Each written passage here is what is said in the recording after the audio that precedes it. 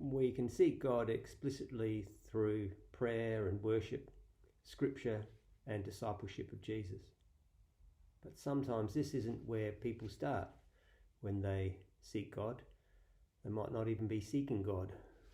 Another pathway just as legitimate as the explicit search for God is to seek a deeper and more authentic humanity, and perhaps surprisingly, discover God in that search. Hi, I'm Warren, the parish priest here at St. Columba's. Glad you could join me for my message of the day. Last Sunday we read the story of the Transfiguration. That's the story where high on a mountain Jesus was transfigured. He was a bright white and brighter than anything that is earthly, and a few of the disciples saw it. It was if you like, a vision of heavenly glory, I suppose. But it might also be tempting to think that in that vision, the brightness, we're seeing the real Jesus, although only momentarily. And then at the end of the Transfiguration, the disciples are left with the human suit covering once again the real Jesus below. So the disciples just see the ordinary Jesus, the human Jesus. And the real Jesus, though, is below that, and that's what they saw momentarily. That wouldn't be right.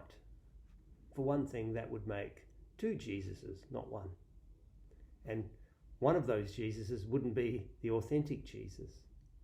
And the authentic would be the human Jesus of ministry and cross. You know, the suit covering the real Jesus. But if we let that happen, if we think that way, the whole Christian paradigm would come tumbling down.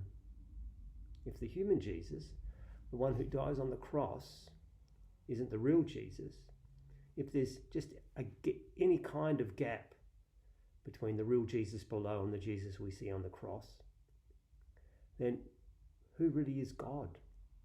Whoever God is and whatever God is like, we wouldn't be able to draw a direct line from the human Jesus who dies on the cross and what God's like.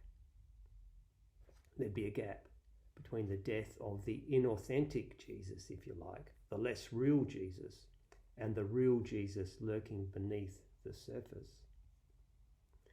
So better to see the Transfiguration not as a vision of a different Jesus to the one who suffers and dies.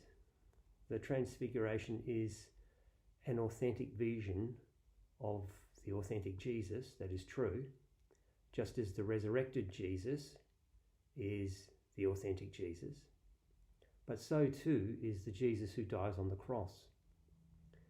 It's the one Jesus, the authentic Jesus. We see the glory of God in the Transfiguration and the resurrection, and we understand what is being communicated. In a way, it's sort of pretty easy, at least at one level. But we also see the glory of God in the cross of Jesus. It's the same Jesus. And this is why the search for an authentic humanity can, surprisingly, end up finding God as well. Thanks for joining me. Bye-bye.